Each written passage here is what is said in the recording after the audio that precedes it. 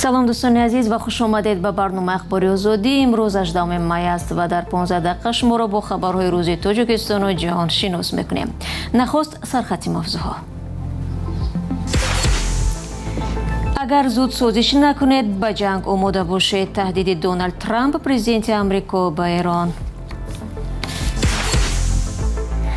در هفته یک عملیات در سوچی دهم مهاجر از جمله شهروندان تاجیکستان را به شعبه پلیس بردند، برخی را جریمه و اخراج کردند.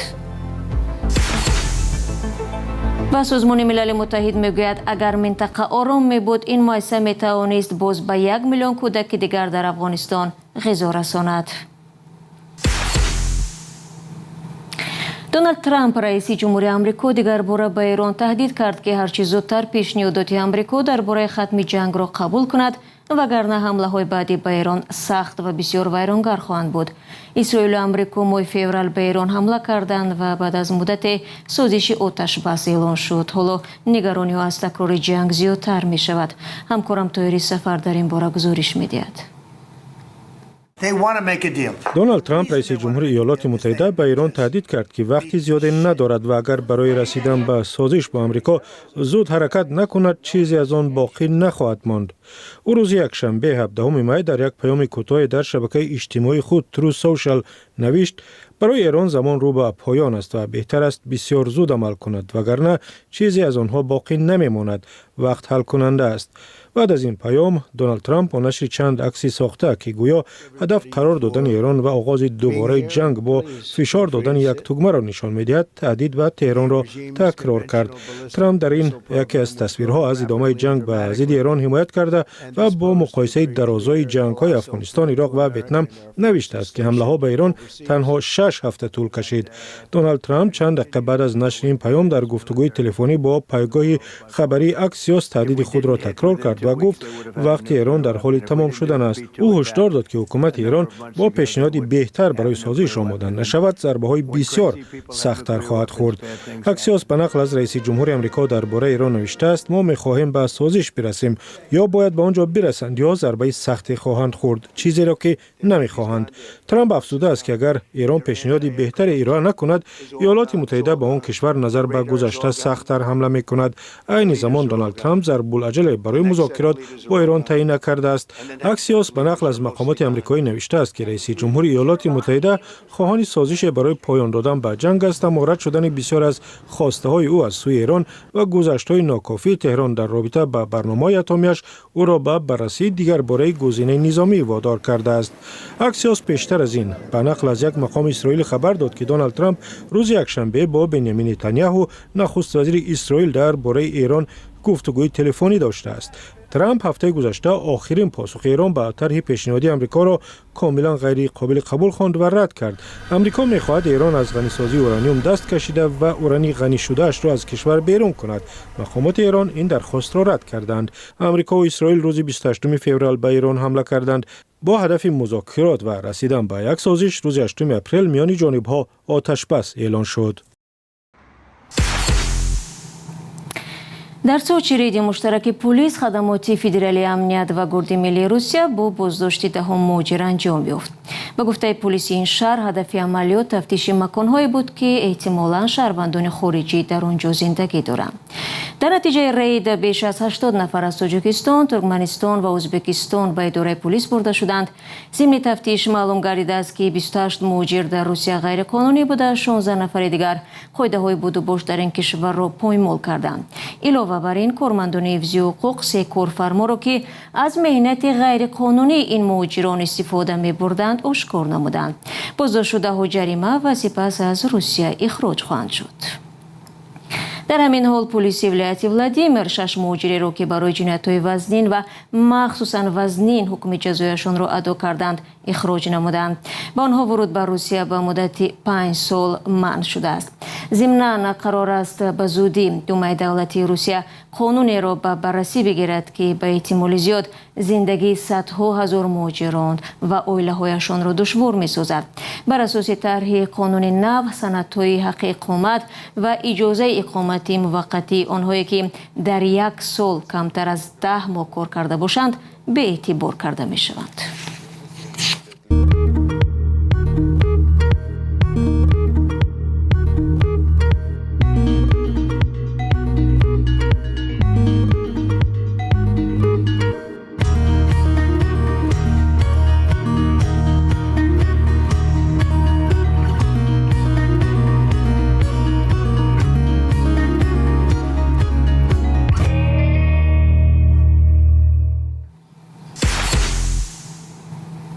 رو می‌ریم به موضوعهای دیگر. در قرقیزستان بررسی مقدماتی پرونده تلاش برای تبادلات دولتی آغاز شد که یکی از متهمان اساسی به آن قمچی بکتوشیف رئیس سابق کمیته دولتی امنیت ملی است و از جمله به آمادگی برای غصب قدرت و سوء استفاده از مقام خدمتی متهم می شود.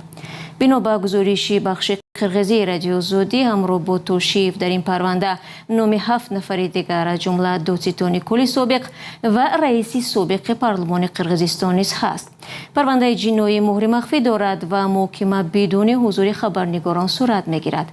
قمچی توشیف دوست نزدیک رئیس جمهور صادر جباروف را که از سال 2020 رئیس کمیته امنیت ملی و یکی از چهره‌های با نفوذ در قرقیزستان بود، خود جباروف روز 2 فوریه از مقامش برکنار کرد. نام قمچی بکتوشیف در تاجیکستان نیز آشناست، زیرا او را یکی از سببگاران اساسی مناقشه‌های خونین بین قرقیزستان و تاجیکستان می‌دانند که سر تقسیم مناطق بحث برانگیز مرزی صورت گرفته بود. برنامه را ادامه می‌دهم. سازمان ملل متحد میگوید در صورت ختم مناقشه‌ها با پاکستان و جنگ در ایران میتواند 1 میلیون بیشتر اطفال افغانستان را با خوراک تامین کند. کارل اسکاو، معاون رئیس دفتر برنامه غذایی سازمان ملل متحد، در یک صحبت با فرانس پرس گفت دیدن مادران و کودکان گرسنه و در نوبت غذا دردناک است و از آنکه در شرایط امروزه نمی شود به آنها یاری ضروری رساند بیشتر ناامید می شود. گزارش را همکارم خیرامان بقازاده پیشنهادی ما و شما می کند. مقامات برنامه غذای سازمان ملل متحد میگویند اگر جنگ در ایران همین حالا خاتمه میافت، آنها توانی با غذا تامین کردن 1 میلیون کودک دیگر در افغانستان را داشتند. یک مقام بلندپایه این سازمان یاری رسان گفت در پی نزاع افغانستان و پاکستان نرخ‌ها و خراجات نقلیات بالا رفت. زلزله فاجعه بار، آفت‌های طبیعی و بازگشت 10 میلیون افغانستانی از ایران و پاکستان در سال 2025 وضع بشری را رقتبار کرده است. کارل اسکاو، معاون رهبر برنامه غذای سازمان ملل متحد گفت در افغانستان بحران کم غذایی حکم فرماست و اگر پارسال وضع بی سابقه بد بود، حالا باز بدتر می شود. در سیاره پول کم نیست، ولی باور دارم با یک چیز همه راضی می شود که کودکان نباید از گرسنگی جان دهند. کودکان نباید شب در جاگهشان گرسنه بخوابند. باید این عقیده به عمل تبدیل شود و پول ضروری را باید برای اصلاح وضع تامین کنند. به حساب‌های ماهی انور سازمان ملل متحد از 40 میلیون ساکن افغانستان امسال 5 میلیون زنان و کودکان در حالت خطرناک نارسایی غذا قرار می‌گیرند. در پی نزاع ادامه یابنده افغانستان با پاکستان همسایه اینک 8 ماه می‌شود سرحد تقریباً پره بسته است. با سبب جنگ در ایران و رکود اقتصادی در جهان، شبکه انتقال مواد غذا به افغانستان آسیب دید. یک مثال، ما انتظار هزارها تانه بیسکویت از اندونزی هستیم. باری اول در پاکستان فرود آمد، از بس که سرحد بسته بود ما آن را به دبی فرستادیم که توسط ایران بگیریم. بعد جنگ ایران سر شد، با این سبب آن را توسط ترکیه و بحر خزر فرستادیم. بار بعدی ماه‌های دراز به نزدیکی می رسد و معلوم است که خیلی خرج کلانی داشت. اسکاو میگوید وقتی زنان و کودکان نیازمند این یاری ها را میبینید دلت ریش می شود. میدانید من در یک بیمارخانه در منطقه دورافتاده جلال آباد در شرق افغانستان بودم. راستی وضع اسفبار است. آنجا نوبت دراز زنان و کودکان خیلی خردسال ایستاده است. آنها دچار کم غذایی هستند، هم مادران و هم کودکان. میدانید چی؟ ما برای آنها هیچ چیزی نداشتیم که بدهیم. آنها ساعت‌های دراز به بیمارخانه آمده و می‌رفتند، انتظار کمک ما بودند، ولی ما مجبور بودیم که آنها را با دست خالی بازپس فرستیم. اسکاو میگوید هیچگاه این صحنه را فراموش نمی‌کند. ناامیدی که در این زنها دیدم دور و دراز در پیش نظرم میماند. من این حالت را به دانارها هم میرسونم، چون که ما باید کاری بیشتری بکنیم. ما باید عمل کنیم، به این زنان و کودکان باید یاری رسونیم. برنامه غذای سازمان ملل متحد میگوید جلب مبلغ خیلی دشوار شده است و این سازمان تنها 8% احتیاج را پوشانده میتواند.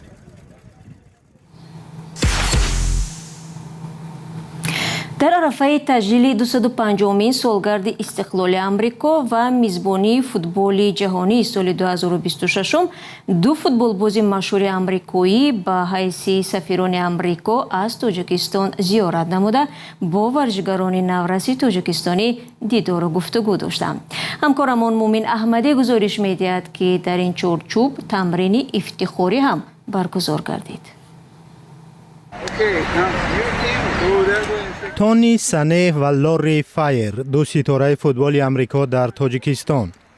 онҳо дар дастаҳои футболи занона ва мардона дар бозиҳои ҷоми ҷаҳонӣ дар солҳои 1990 ва 2000 Амрикоро муаррифӣ карданд. ду бозигари собиқадор рӯзи 16 май меҳмони наврасони Академияи футболи Алмосӣ дар Ҳисор буданд. ман дар симои ҳар яке онҳо худамро дидам. ман мисли онҳо хурд будам, бозиро дӯст медоштам ва мӯи сарам ҳам кӯтоҳ буд. шабеҳи писарон будам.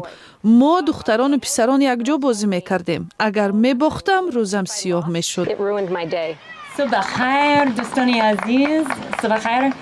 имсол иёлоти муттаҳидаи амрико мизбони ҷоми ҷаҳонии футбол аст ва ҳамчунин 250-солагии истиқлолияташро ҷашн мегирад.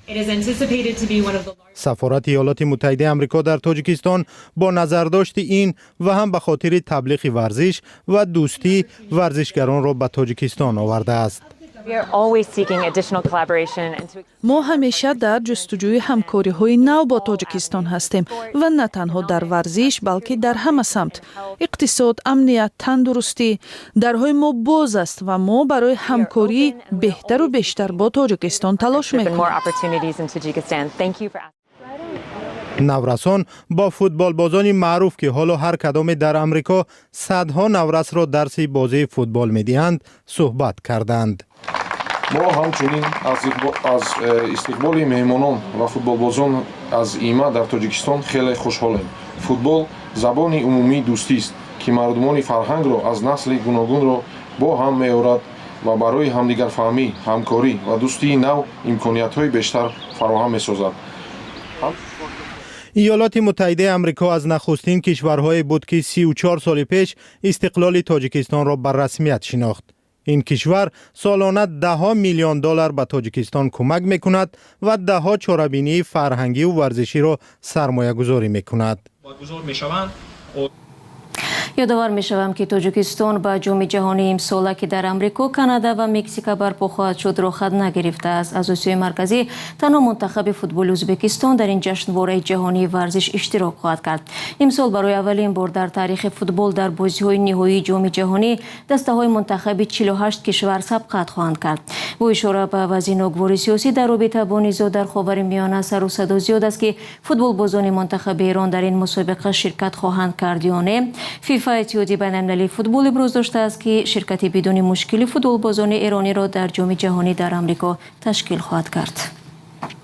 салом, агар хату хабар мехоҳед, мо дорем. навиди бомдодӣ, сархати хабарҳо, ахбори Тоҷикистон ва ҷаҳон, гузоришҳо ва таҳлилҳо. чӣ мегузарад ва чаро? донистан фаҳмидан аст. замима ё апи моро бигиред. ба як хабари дигар, Сироҷдин Муҳриддин, вазири умури хориҷии Тоҷикистон, рӯзи 18 май бо ҳамтои рӯси худ Сергей Лавров дар бораи ҳамкориҳои феълӣ ва ояндаи Тоҷикистон Русия гуфтугӯ кардааст. дафтари матбуоти Вазорати умури хориҷӣ хабар дод, ки Сироҷдин Муҳриддин бо ҳадафи ширкат дар маросими қабули капсулаҳо бо хок аз маҳалли дафни қаҳрамонони Тоҷикистон Нусратлои Махсум ва Шириншоҳ Шоҳтимур, инчунин фарзанди бароманди халқи тоҷик Нисор Муҳаммад ба Русия рафтааст. дӯстони меҳрубон, ахбори озодӣ дар ҳаминҷо ба поён расид. сипосгузорем, ки то ин лаҳза моро ҳамроҳӣ кардед. хабару гузоришҳои бештарро ҳар вақте ки хостед метавонед дар вебсайти озодӣ.орг ва саҳифаҳои мо дар шабакаҳои иҷтимоӣ Facebook, Telegram, Instagram ва TikTok ва ҳамин канали Озодӣ видео дар YouTube пайдо кунед. мо фардо ба студия бо хабарҳои нав бармегардем. худро эҳтиёт кунед ва худо